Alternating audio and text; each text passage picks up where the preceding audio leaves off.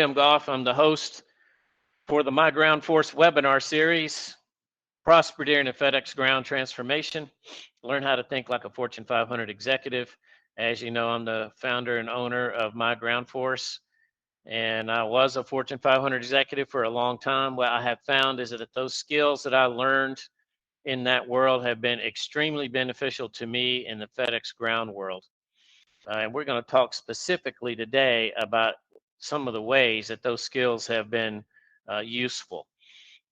As we all know, whenever we become contractors, FedEx just kind of throws us over the wall. There's no book, there's no how-to guide.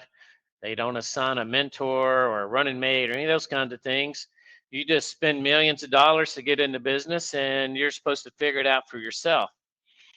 Unfortunately, most contractors maintain that attitude the whole time they're contractors. What I see often is folks never sign up to get a mentor. I guess they don't want to spend the money. And they seek their information on what they're supposed to be doing by going to Facebook. Let me assure you, Facebook is not the right place to go to figure out how to be a successful contractor. So we spent the past 7 weeks then helping you learn how to be a successful contractor. The first 4 weeks were spent on describing this new ecosystem that we're in and the fact that FedEx is going through a transformation. And if they're going through that, we have to go through it. And what I've been encouraging you to do is rethink or change the way you think about this business, the way you think about business in general. You don't have to remain in a silo. There are not 1,700 ways to do this business. There's only a couple ways to be successful. And it's very likely that if you want to maximize your success, you need to align with some of these things that I've been discussing with you over the past 7 weeks. I mean, I'm only doing this because I think it will help. And the feedback I'm getting is that it is helping a lot of folks. So what we're going to do today is talk about TSPA compliance. Now, we've already had a discussion on the contract. That's not what we're going to talk about. Today, we're going to talk about what are the expectations that FedEx has of you in order for you to remain compliant with the contract. And part of that is spelled out in the contract, and part of that is how they interpret what they are expecting of you that might not be spelled out in the contract, but yet you're still responsible for it. And look, I've got 6 or 7 slides that are jam-packed. And as we go through this, the question you need to be asking yourself is, do you have a process for all of these things that we're going to talk about today? Because in order to be successful, you need to have a written process on how all this goes on. And we're going to talk about the need for that, okay? So we're going to jump off in here and get going. If you got any questions at the bottom there in your webinar toolbar, shoot them into Q&A. We'll have some time to talk at the end. So here we go. As we go along, you're going to see poll questions. I'd really appreciate it if you participate in those poll questions. It kind of gives us an idea of what's going on in the FedEx world out there. I asked this question in session 2, and we asked it again today. How many people have read the entire transportation service provider agreement? And pretty much today was the same result as session 2. Only about 20% of contractors have read the contract. That's my personal experience, and that is not a good program, okay? So why contract compliance? Why are we going to talk about contract compliance? Well, look, the contract dictates our interaction with our only customer. We have one customer. Now, obviously, this business is local and there's hundreds of stations, and the way that customer presents themselves to us is a myriad of different ways and different interactions and different skill sets and different training. But it is just one customer, and that customer relationship is governed by the contract. And so it's really important that we understand not just what's in the contract, we learned that in session 2, but how to remain compliant and what FedEx expects of us. Now, what does compliance mean? Compliance is an official legal term, okay? And if you don't comply with certain elements of the contract, then FedEx has some legal remedies that they can take. It might be a letter of assurance. It might be an order to cure. It might be taking a run from you. It might be canceling your contract.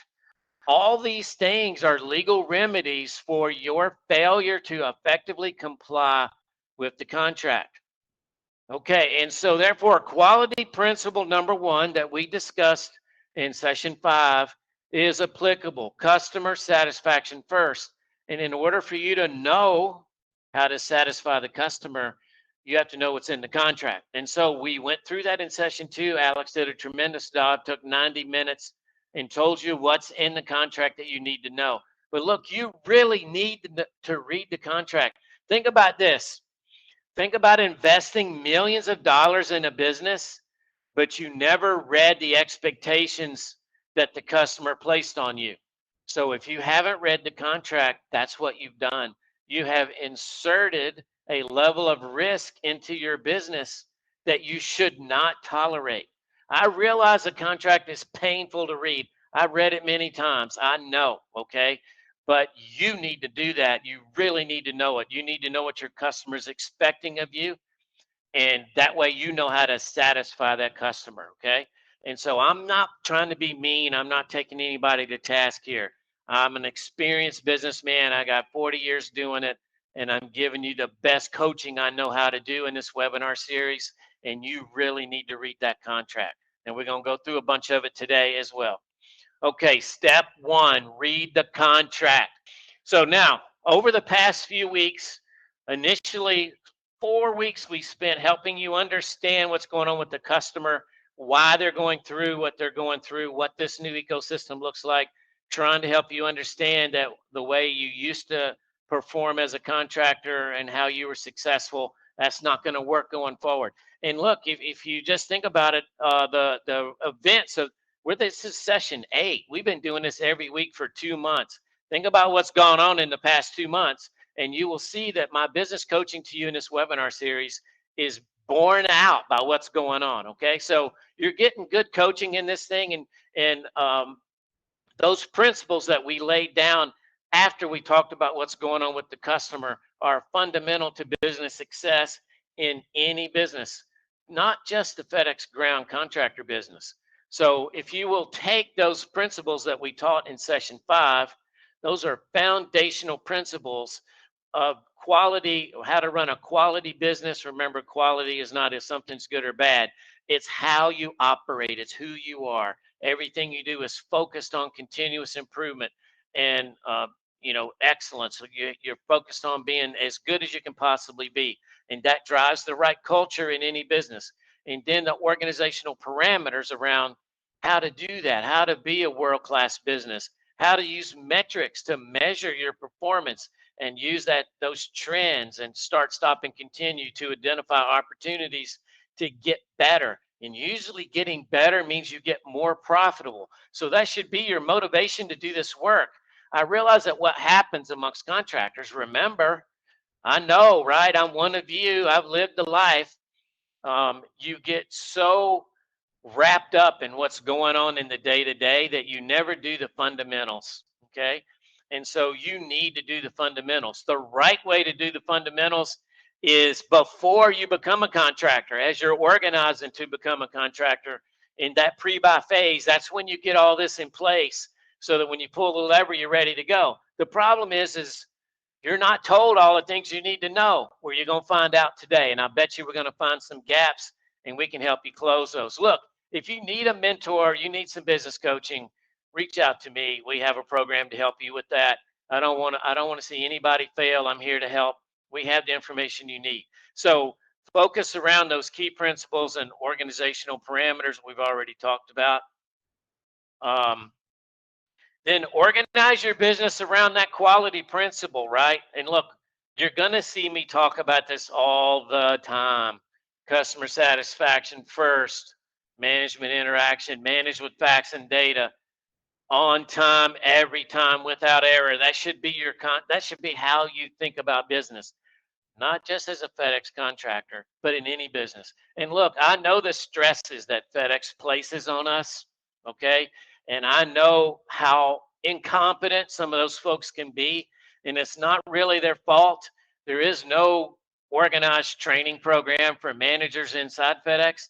There is no OJT program or handbook. They don't have one either for how to be a line haul manager. I can't tell you how many line haul managers I trained in my time, but that's the chaotic environment that you bought into. And you need to accept it and not let it prevent you from doing what you need to do. Don't get mad at FedEx. That's just who they are. Figure out how to for you to get better. That's what this webinar series is about. And if you listen to what we're saying, it will work. Focus your business around on time, every time without error. That requires you then to create some business driven processes, and we're going to talk about that in a second. All right, now when you're organizing your business in any industry, okay, you want to understand what is the worst case scenario. Okay, what's the worst case scenario? And then you build your internal processes, keeping in mind on this foundation of principles and parameters that we've talked about, and that quality focus on time, every time without error. But you create the necessary infrastructure to ensure that should the worst case scenario occur, you can survive it. Okay. Now, I'm going to give you a real life example. I told you I used to work for some billionaires. I was COO. I was responsible for carrying, transporting 2/3 of all U.S. trades every day. Over $250 billion a day went through my network's hands. That's a lot of responsibility. And as you can imagine, all these trading firms that used our network, that if you ever watched the movie, The Hummingbird Project, that movie was about my team. And so you can imagine the service level agreements that we had in place. And so we had all these things planned out on what's the worst case scenario. And when we were starting up the company, the billionaires made me create this model that gave them the answer every day. What was their exit strategy? What was the cost to exit the business? So today, there was a cost. Tomorrow, it might be a little higher, might be a little lower, depending on what additional risks we had taken on. Usually it got more every single day, right? Because we were spending more money, we were acquiring more risk. We didn't necessarily have revenue. So really experienced, accomplished business professionals plan every single thing that goes on in their business. And I want to ask my famous question. Are you doing that? You should be, right? If you're crunching numbers and you're driving trucks and you're doing all these other things that you feel like you have to do, and I understand there are a number of things that you're not doing that you need to be doing because nobody else can do it in your company, only you. Okay, so what is your exit strategy today if you had to get out for whatever reason? Okay, what would that cost? How would it be executed? Write that down. You need to know. Okay, you need to survive the worst case scenario. And let me tell you what I always planned for in my company. The worst case scenario is one of my drivers does something stupid, runs over somebody and kills them at fault. Okay, for me, that was the worst case scenario because when that happens, you're going to get a lot of help that you don't want. Okay, what's going to happen is within a couple days, you're going to have an army of lawyers show up in your office. And they're going to be demanding certain information. They're going to want to know all the training information on that driver. They're going to want to know every single thing that's ever been repaired on that truck. They're going to want to know how you manage your internal processes in every workflow. You're going to have attorneys doing a practical exam on your company, and it's going to be incredibly uncomfortable. And if you don't plan for it, you will not survive it. Okay, I'm not making that up. Okay, there's example after example after example of where this has happened to FedEx contractors because we get lulled to sleep in this benevolent dictatorship of having FedEx. We think FedEx is supposed to take care of everything for us. And you need to understand they have no plans to do that. They have insurance requirements, contractual requirements, and that's all they're going to do. It's up to you to run your business in a way that should that scenario ever happen, you're ready for them. And you know what? If you're a mygroundforce customer, you're ready for them because everything is there. Okay. One of the reasons I built it is to survive this worst case scenario. So to get through the worst case scenario, you need a documented, process driven business structure. Okay. I'll call it line haul in a box. I have it. Right. And I had a procedure for everything. Now, my system of record in my business is obviously mygroundforce. So all my procedures talk about how my processes interact with mygroundforce. Most of the things run inside mygroundforce, but there's things that you have to do as a human to get data into the system sometimes, take data out, make decisions, go do stuff, right? And so, but I have all that in a box. I have all the manuals, everything is there. And so it's extremely well documented because that's the only way you can survive the worst case scenario. Okay, so let's look at then some functional areas on what it takes to be compliant with the contract. I'm assuming, Paulo, that we've sent out the next poll. Okay. Again, I apologize for my voice. If I look glassy-eyed, man, I'm still fighting this shingles thing, but we're going to get through it. Okay.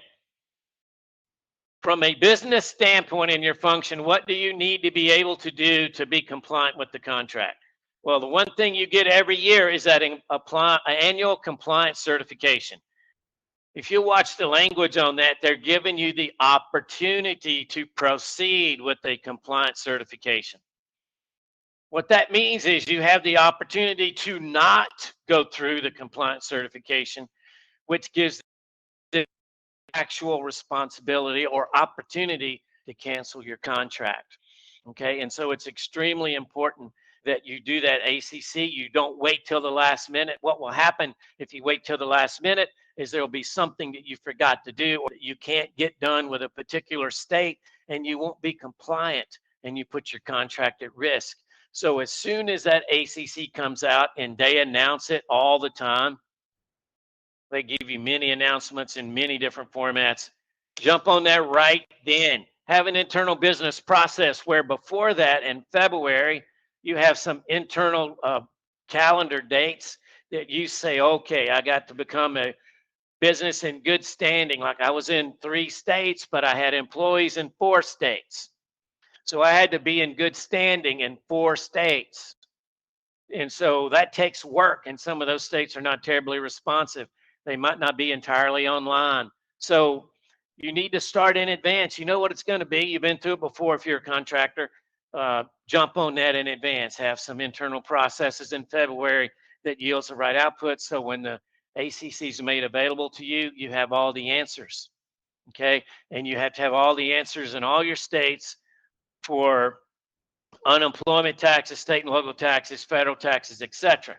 And obviously, you have to have your CPA identified on there. They will occasionally call your CPA. They have called mine. And if you, we put out a poll question: have you been through an FXG FedEx Ground Compliance audit? And like 50% of you have, so you know how painful that is, man.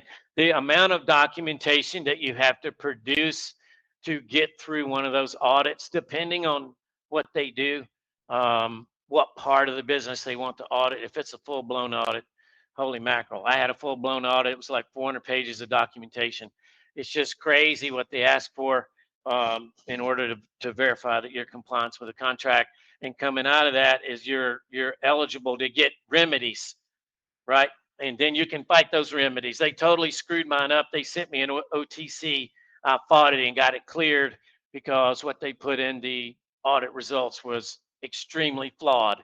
And they were incredibly embarrassed when they got my response to it. So it can be fought, but you got to be organized to do that. Okay, I can't coach you hard enough. Fundamentals. The success in business is 80% fundamental. Okay, and I've showed you what those fundamentals are. Today, we're doing some more fundamentals. What does it take to be compliant? Okay, there is a compliance process for settlement adjustments. If you want to get paid, you have to do them within 120 days.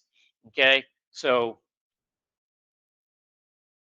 in my ground force, what we encourage you to do is you wait one day. You do them on Wednesday morning when the settlement comes out. You have an internal process that guarantees you're getting your money.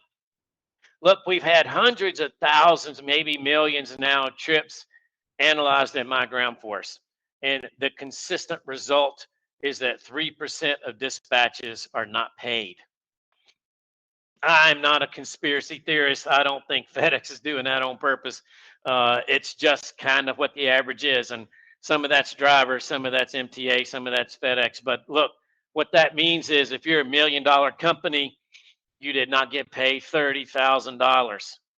Okay. And so you need to be go getting that money, and you need to have an internal process that you do it. And there's a way that that has to be done if you're going to be compliant with getting paid. Okay, so you need to really understand that. You need to be all over it. Some people own it, some people are not. I've actually had AOs tell me that they're so busy they don't have time to work on it. And in my view, a AO's job is to get all the money you can get. That's what an AO's job's number one job is, okay? Not crunching numbers and spreadsheets. The same thing for fuel surcharge. You need to be looking at your settlements. We have an automated routine in my ground force that'll find all those times that you didn't get paid your fuel surcharge. You'd be shocked how often this happens in established companies. All of a sudden, for whatever reason, they didn't get paid their fuel surcharge. And it's really important that you stay on top of that. The crazy thing is there is no process for getting paid your fuel surcharge. The process is go talk to your senior manager. Okay, and so then we go back to the standing objectives, which is maintain great relationships inside your customer. Okay, so if you want to get paid your fuel surcharge, you can leverage that great relationship you have with your senior manager. I know a company right now that is owed over $40,000 in fuel surcharge, and they've been trying to get paid. The senior manager is not able to move the rock. So I've been coaching them on how to escalate that. But you have to stay on that, and there's a way to do it. It's one of the things you need to know to comply. So every year in August, we go through the process of getting the blackout period. They send us the contract. Always remember, they are asking you, do you want to renew your contract? You don't have to. Okay. And if you don't, then when your anniversary date comes around, my anniversary date's the 1st of July. When that comes around, I'm not a contractor on the 2nd of July. It just goes away. Okay. It's up to you to use that interim time in order to dispose of your business however you choose to, whatever your exit strategy is. But remember, as soon as you accept that contract, you're responsible for everything in it as of the effective date, including all the changes. Now, you might assume that all the changes are in those presentations that we all go through, but that would be the wrong assumption. There's oftentimes other things that change in there that you won't know unless you read it. Okay, one of the things that you're responsible for in your business is the behavior of all your people. ALL, all of your people. Okay, drivers, anybody who interacts with FedEx, anybody that you authorize by filling out the form. Maybe you have a maintenance contractor that you've signed the station access form, and when he goes on that station to do work on your trucks, you're responsible for his behavior. Okay, anybody that interacts with the customer on your behalf, you're responsible for. So if you'll read the contract, it'll tell you exactly what that is, okay? But no guns, no violence, no offensive language, et cetera, okay? And so you have to have a program in your company in which you make sure all your people know all of that. And look, it can't be this thing I tell you, which I call it transfer knowledge, where you just say, hey, boy, you need to make sure you act right when you're around FedEx. That will be insufficient. You need to spell out the acceptable behaviors and the unacceptable behaviors to your people. So focus on, you need to do that. Okay.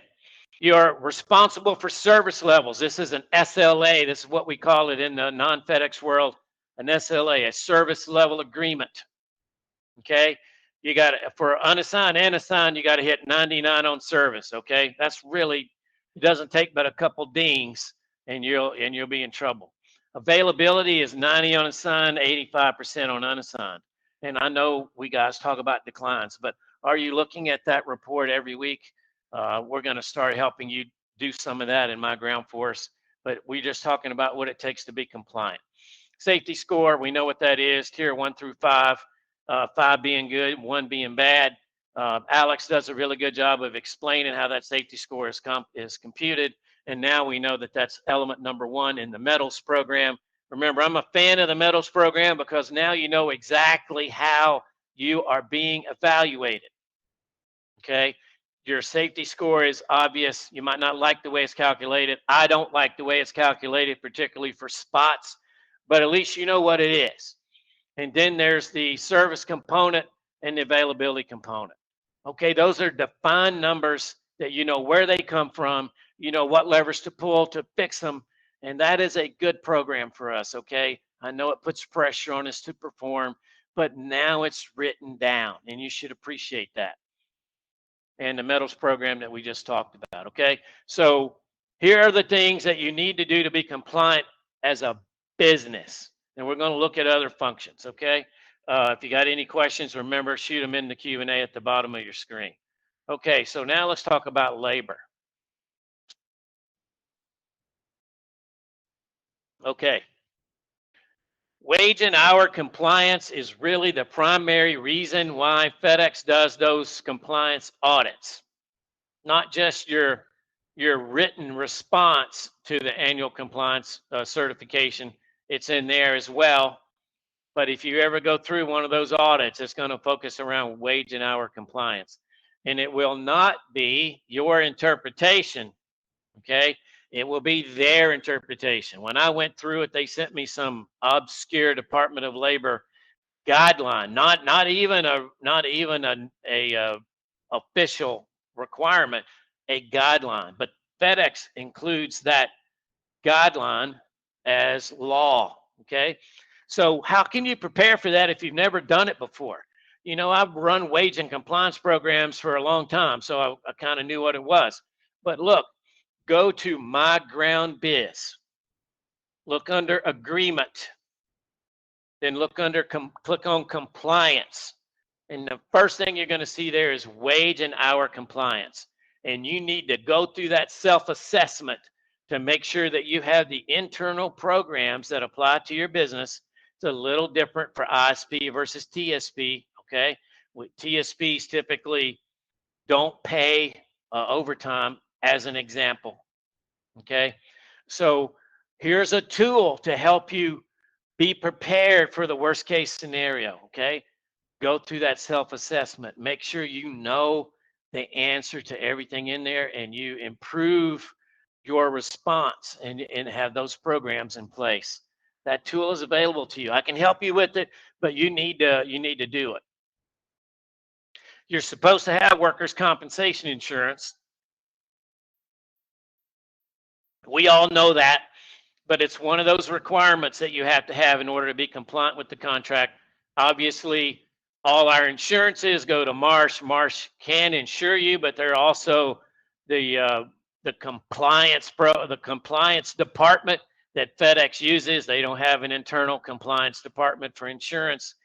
They contract Marsh to do it. So Marsh will verify that your workers' compensation insurance is appropriate. And of course, you had to be on the policy and the domicile. So remember that. I'm sure you've all been through that.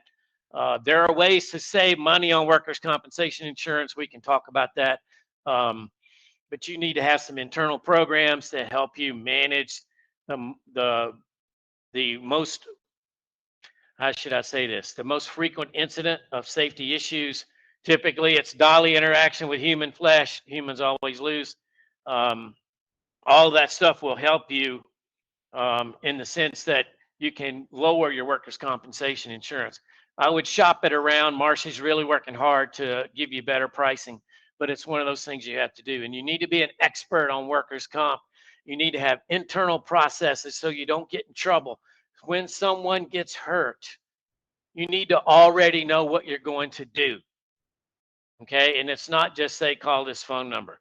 You got to fill out the incident report. You got to know who's going to do that, where they get access to the form. Make sure you understand how to respond to that, because if you screw that up, you can get in trouble with FedEx. Okay, you can also get in trouble with the state. So make sure you have a solid program on how you handle workplace injuries. Okay, payroll processes and procedures. Most people seem to worry about how to calculate gross payroll.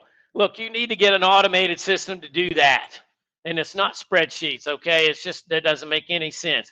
The one piece of counsel I will give to every contractor is Occam's razor. The simple solution is usually the best solution.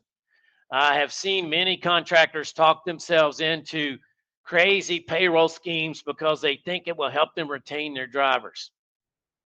And I bought a company that had some of those crazy payroll schemes, and I analyzed them. I said, that's worth about 2 cents a mile. So when I bought the company, I just paid them 2 cents a mile more money, and no one said anything.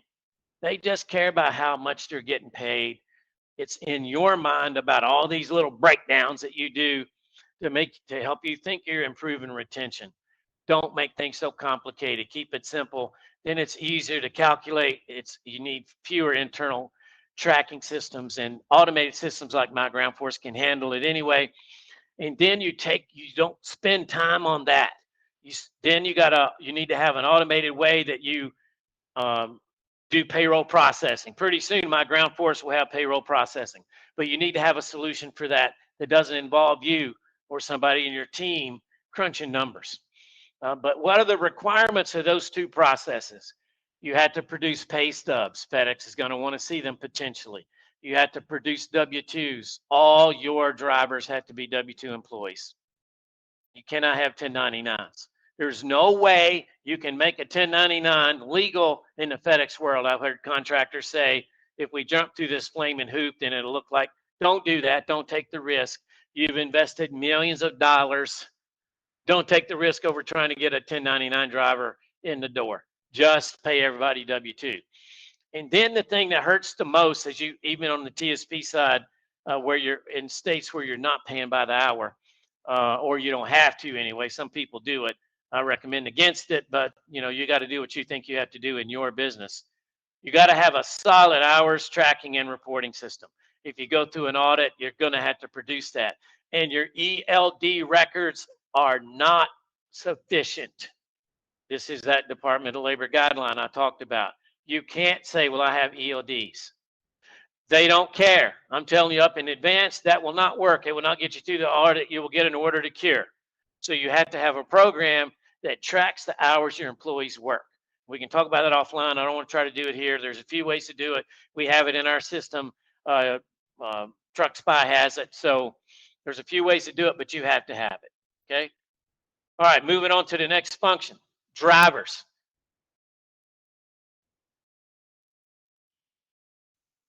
What are the compliance requirements when it comes to drivers?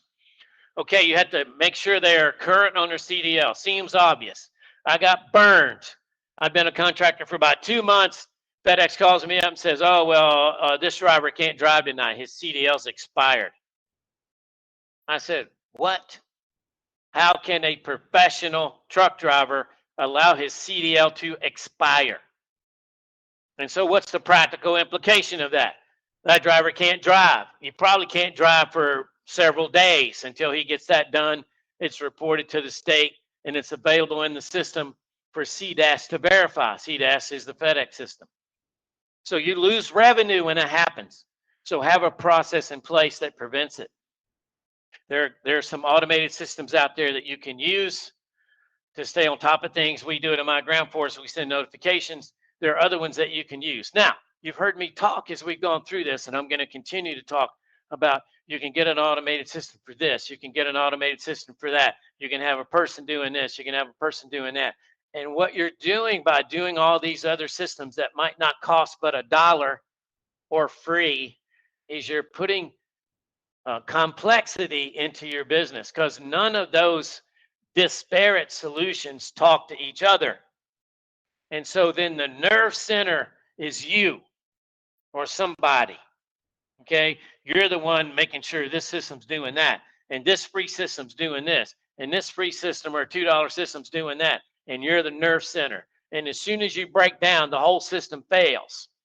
So then that's not a system that's architected for success. Okay, so keep that in mind. You got also got to have DOT med card currencies. That's really important. Again, in this case, CDL MedCard are supposed to be submitted to the state 30 days before they expire, not 3 days. That gives the state time to properly process it and for it to be showing in the DMV system so nothing ever happens with you. Are you managing your currencies in that way? Look, drivers, I have no idea why you have to do this. I'm an FAA certified airline transport pilot. No one has to tell me what my currency requirements are. I know what they are, and I stay on top of them as they might apply. Why you have to do this for truck drivers, I don't know, but you have to. Here you heard Alex talk about this. You got to have a really good program for how you manage hours of service. It has to be diligent. It has to be every day. You have to make sure drivers are certifying their logs every day. You have to be correcting any deficiencies that might be there. You have to correct those deficiencies with an ethic of high integrity. You want to get in trouble at FedEx, have a safety issue. We talked about that. But the other way they take your contract is for you to have you or someone in your organization, remember, you're responsible for all your people, demonstrate a lack of integrity in an official interaction with FedEx. If you do that, and I've seen it happen, they will take your contract. Okay, so don't get in the business of falsifying hours of service. If you have a problem with hours of service, proactively go to FedEx, go to the senior manager, go to your district safety manager and say, look, we had an oversight problem. This is what happened. Here's what I'm doing to fix it. Here's how we're going to monitor it and get ahead of the problem. Okay, and you'll be okay. But never falsify it. But you have to prove you're all over hours of service. You got to have that monthly safety training. You need to have it completed by a certain day. Remember, if you're not compliant with that monthly safety training and that driver has a wreck, your indemnity goes from $2,000 to $75,000. I don't know how many small businesses can handle that hit. Okay, and FedEx screws that assessment up all the time. Every time my guys had a wreck, unfortunately, they had more than I wanted them to. Then FedEx would almost invariably assess me the $75,000 indemnity, and I would have to fight it. And there's no official process by which you fight it. Okay, so you have to, the way that you enable yourself to fight this thing is you have written, process-driven metrics or documents or results in your company, so you don't have to go create them. They're a result of how you run your company. And I was able to prove that every time and fought that $75,000 thing off every single time. But you have to be organized to do that. You have to make sure your guys understand FedEx procedures. They're not going to teach your driver FedEx procedure. Okay, how do you teach FedEx procedures in your company? Do you have a formal process for it? Do you have those processes in a driver handbook so they know exactly what they're supposed to do, et cetera, et cetera? You need to, okay? I had all that stuff written down. Like I told you, I've got line haul in a box. I can send you the box, and it's everything you need to know about line haul in a box. Okay, that's how this works. That's how you need to be able to operate. You need to make sure your drivers know FedEx procedures. You need to make sure that when they go through the qualification process, that you're compliant. There's a training checklist that you have to follow. You got to make sure that the trainers have at least the proper experience to do the training. The original driver test, as we all know, has to be by a driver who has the proper qualifications, at least 1 year driving. The better you do training, the better off you're going to be when you have that catastrophic event. Okay, so I worked really hard, spent a lot of money in my company, and I got to the point where 100% of my drivers were certified in the Smith System Defensive Driving course. And of course, we were safer as a result. But district safety knew that. And so I had brownie points stored up at the district safety level that allowed me to stump my toe every now and then and not get hammered, because they knew how hard we were working on safety. And they knew that every now and then a driver would make a mistake. Not didn't get out of wrecks or anything like that. But again, having a solid reputation, manage that reputation with up and down the chain of command, like we've already taught you. Okay, tractors. You're going to learn some things today that you might not know about tractors. Okay, when you do that tractor package, they're a pain in the neck. We already know it's 16 to 20 attachments you have to send. It's a terrible process. I'm hoping to be able to help them with that. I'm working on some things. We've talked about it to automate that process, but we'll see if I get a chance to implement it. But all those documents bear responsibilities. When you read those documents, read the fine print, just don't fill in the block. Read the instructions on what you're doing when you submit those documents. Okay, when you submit a tractor package, there's a document on mygroundbiz that tells you what is the standard for tractors. Okay, and what they don't say is that your tractor has to 100% of the time meet that line haul standard. You don't just get the package submitted, somebody comes and look at the tractor and says, okay, yeah, this complies, and then you can do whatever you want with your tractor. No, that tractor has to 100% of the time meet the FedEx standard. You're subject to a gate inspection at any time. That's one of the ways they validate not just the DOT requirements, but they're validating that you're complying with the contract. Now, this part's not in the contract, but your responsibility to certify tractors according to their process is in the contract. And the way they do that is a tractor file process, and it spells it out. Okay, now part of that package is the SMI form. Now, what is that? I know contractors, as we used to say in the Navy, when you falsify something, you call it gun decked. I never knew where that came from, but essentially it's writing stuff down that you didn't really know what you were doing. Okay, and I see this all the time. I could give you 20 contractors off the top of my head right now that I know turned in tractor packages with SMI forms that they did not verify. Well, Tim, what does verify mean? Read the form. It'll tell you exactly. You are supposed to submit the service interval inspection that the manufacturer specifies for that model of that tractor. Sometimes it will vary by model. Maybe the Cascadia 125 versus a different Cascadia has a different service level interval. Might require more things, might require less, might require more miles, might require less. But that's what goes on the SMI form. Okay, oftentimes guys submit that form and never think about it again. One of the reasons we have it, that you put it in mygroundforce, is because what's happening now is FedEx is monitoring that. Okay, so you submit your SMI form when you turn in the tractor package, and then FedEx is going to monitor your monthly maintenance reports to make sure that you're doing what you said you're going to do in that service interval form. Are you doing that? Do you have an internal program that ensures that your actual maintenance being performed matches what you told FedEx you would do?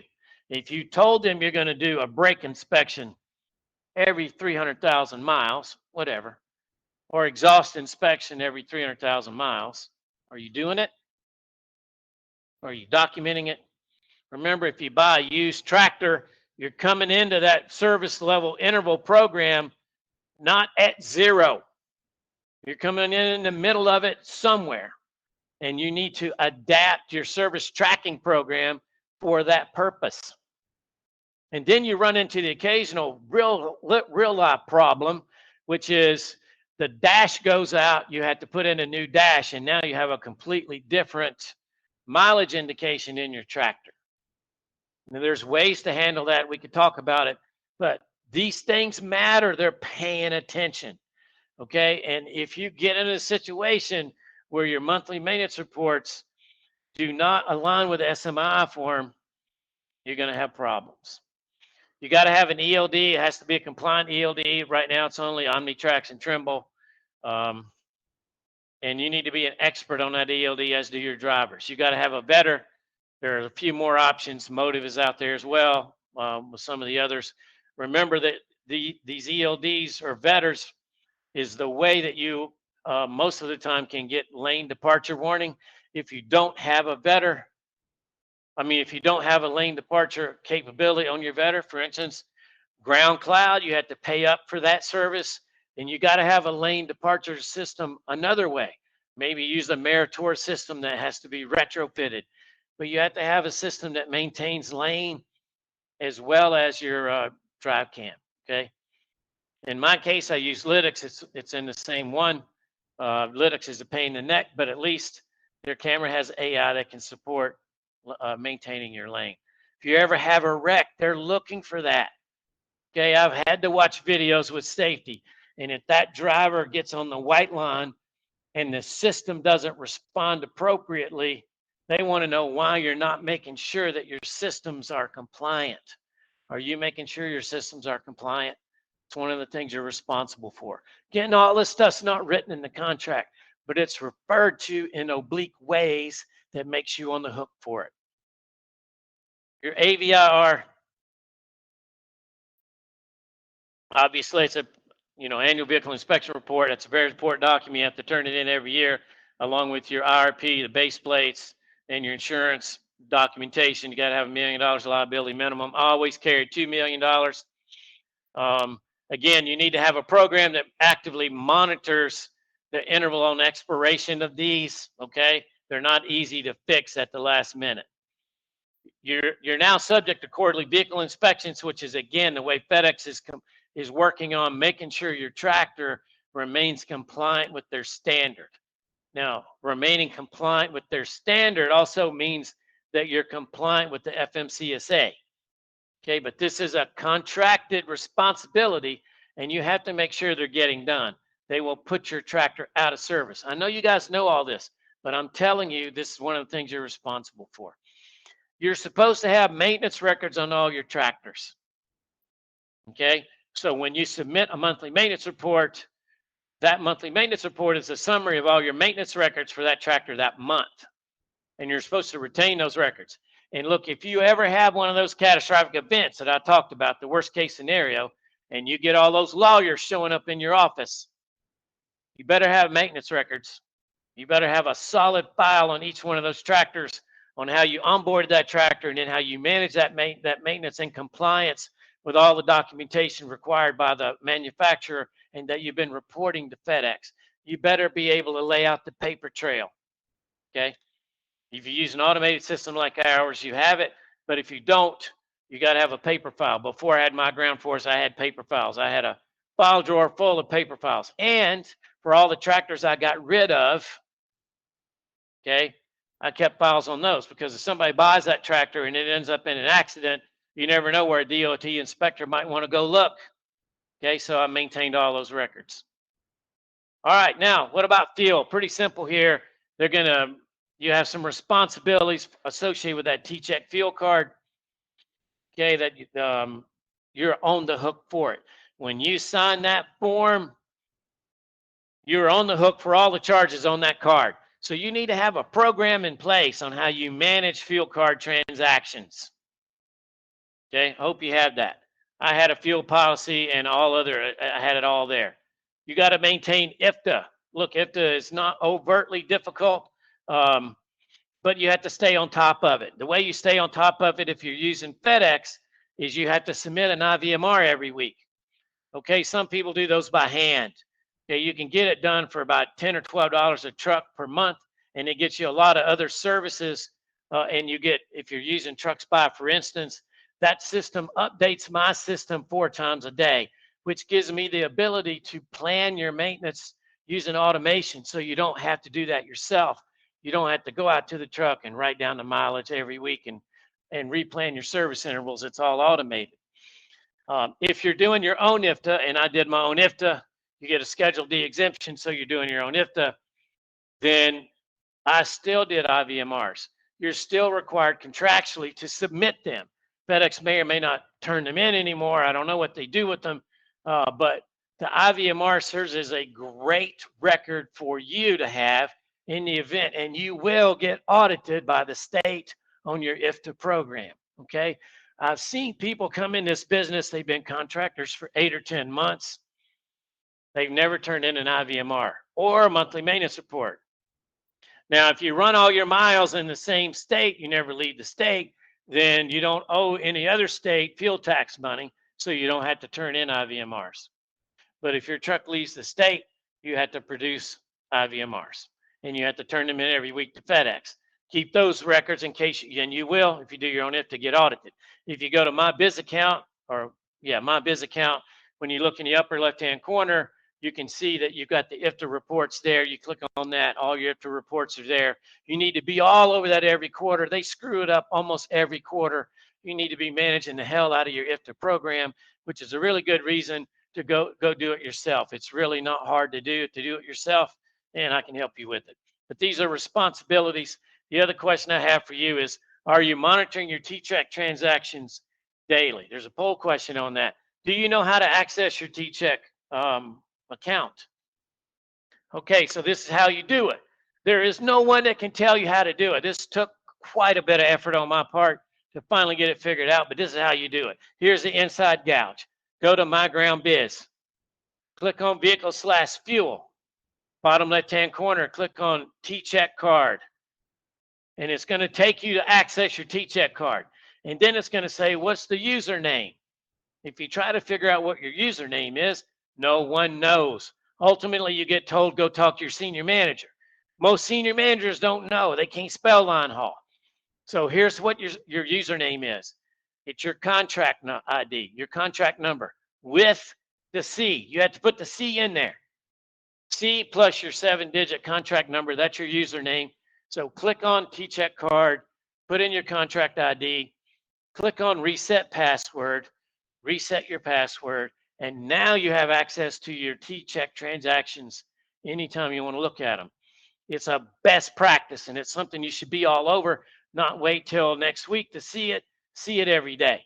And what I did, as I've told you before, is I had a program where we looked at all fuel purchases from yesterday, from the past 24 hours, from the last one from the day before to the last one today, and we evaluated them according to the fuel policy. So hell, you might have 50 transactions, and then you look at all of them. Any of them that didn't comply with the fuel policy, there was an official disciplinary process for that. Look, drivers are spending your money. You need to manage the hell out of fuel. It's your third largest expense. We talked about that. Now you know how to access your T-Check account. You know how to manage it. If you have some questions on those things, you can talk to me. Okay, so that's contract compliance. That we've talked now for a solid hour. Is there any questions? Ricardo, do we have, or Paulo, do we have any questions along the way?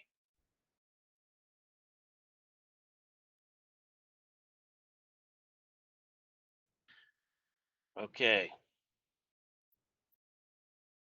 Okay, great question. What is the duration of the FedEx Ground compliance audit, and how does this affect the daily basis of the company? Okay. I'm assuming when you say the FedEx Ground compliance audit, we're not talking about the annual compliance audit, which is a form you have to fill out and submit to that third party, in which you commit like multiple times in there that you're telling the truth, right? That's amazing, but there's a reason for that. That's one of those rules that's written in blood. Okay, so FedEx will send you, they'll tell you you're subject to an audit. They have a third party do it. They also have some internal folks that go over that. And it's a matter of what type of audit they're doing. They will audit certain elements of your business, or they may audit the whole thing. So that will dictate how much time you have to respond. It's usually 30 days, if I remember correctly.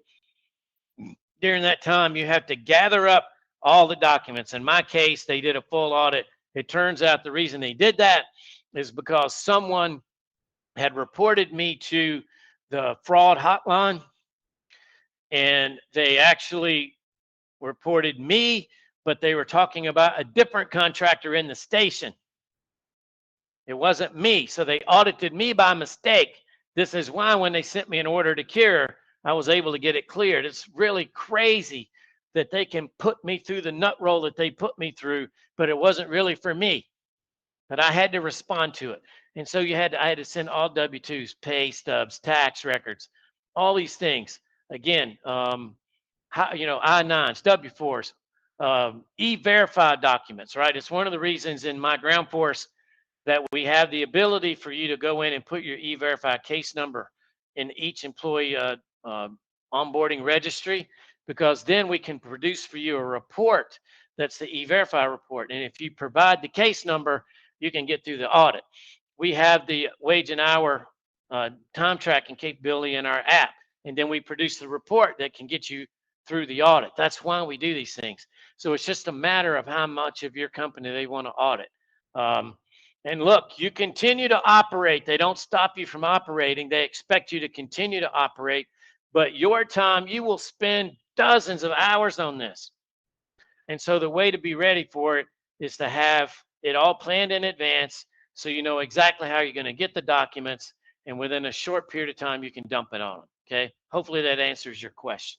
Again, I appreciate you guys being here this week. Hopefully you have found the conversation around TSPA compliance useful. Again, a bunch of that you probably knew. A bunch of it you might not have known. Hopefully now you see, we just went through 7 slides of what amounts to dozens and dozens and dozens of active programs you need to have in your company to be contract compliant. And any of those that you don't have a program for, then you're not compliant with the contract. How big a deal it is depends on what happens. Okay, so all those things you just saw, you got to have a program for it. You need to have a written process. Let's see here. Sure, Mike, we can do that. That's not a problem. Okay, so you want to make sure that you have these things in place so that you're organized, right? It's easier to get organized when you have less to do than when you have more to do. If you come on board and you got 3 runs and you get all these things in place, and then you go to 4, and then you go to 6, and then you go to 10, you just add on those processes or the capacity to operate those processes, then you're good. It's one of the great things about mygroundforce is it really doesn't matter how many drivers or trucks you have. It can handle these compliance processes automatically, right? And then that saves you time and money.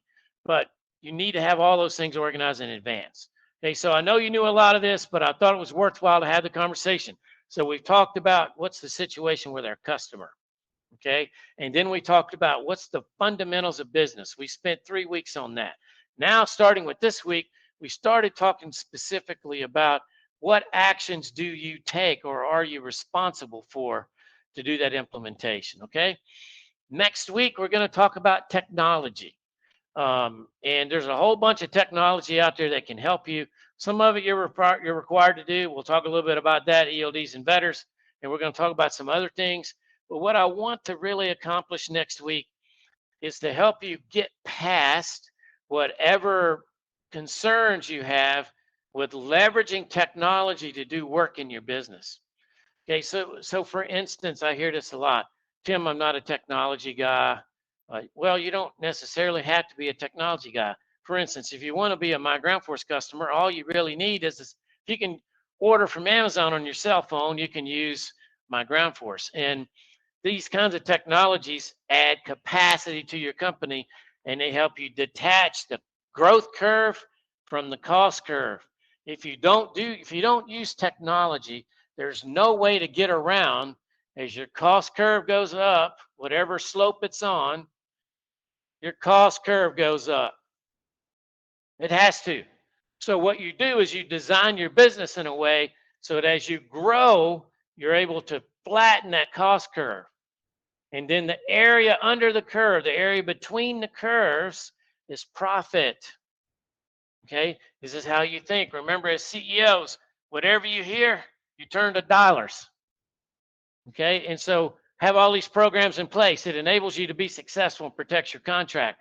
And then organize in a way that as you grow, You flatten that cost curve. Leverage technology to do that. We're going to talk about that next week. The week after that, we're going to talk decision-making science. I'm already preparing for these things. And then in session 11, we're going to talk strategy and strategy development. And then in session 12, we're going to have then spent 11 weeks working on our business, understanding how to change our thinking and what that means and how it looks in a business that has changed their thinking.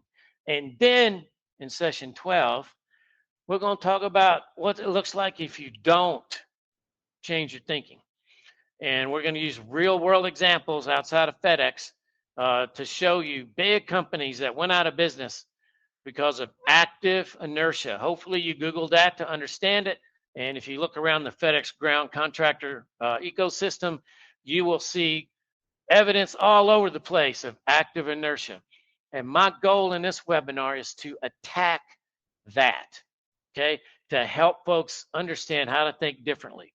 Okay, I really appreciate you guys being here. It's a very successful webinar series. It's getting hundreds and hundreds of hits on YouTube, and hopefully it's helping everybody. So thanks again for being here.